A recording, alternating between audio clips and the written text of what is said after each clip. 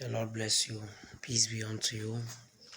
Welcome to BUEA Medical School. Today is Saturday the 17th of May 2025. My name is Brother Belief on the Lord Jesus Christ Clinical Methods Upper Motor Neuron, aka MELLE. By God's grace, I'm a fifth-year medical student in BUEA Medical School. I'm currently in my senior surgical rotations. By God's grace, I'm also an evangelist of the Lord Jesus Christ. So today we are live at BUEA Regional Hospital in the night. So this is BUEA Regional Hospital at night. You can see the medical students on duty. The fire you see up there is from BUEA Mountain. The fire is from the mountain. Some people burn the bush in the night. So that's why you can see the fire there. So there is an administrative building. The administrative building. So this way you can see the emergency.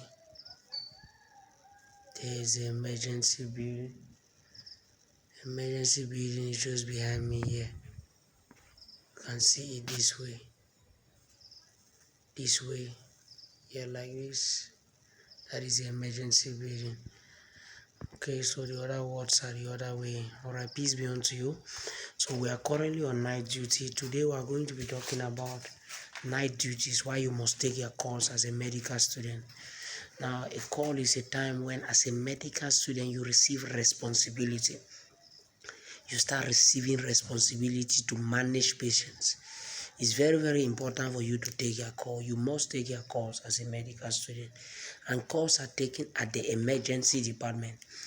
You take your calls at the emergency department, and then you cover your own section of the ward, which means if you are in senior clinical rotations, you cover the area senior clinical rotations. You cover surgery rotations.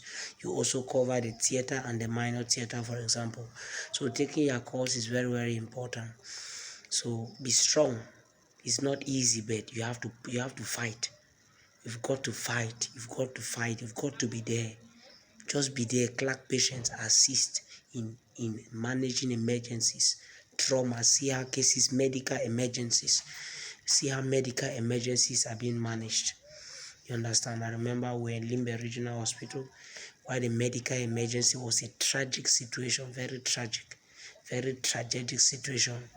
We received a 14 or 15 years old girl child with a 3 days history of headache, abdominal pain, and then with a few minutes history of loss of consciousness.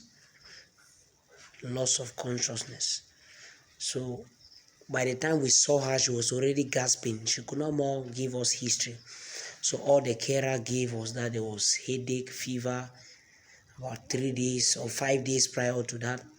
Then later on, she complained of lower abdominal pain. On clinical examination, there was mucocutaneous pallor, and she was severe mucocutaneous pallor, and she was very dehydrated, gasping for oxygen.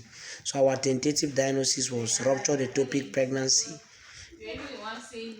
complicated by hypovolemic shock. The differential was probably a poisoning. So we did all we could for resuscitation.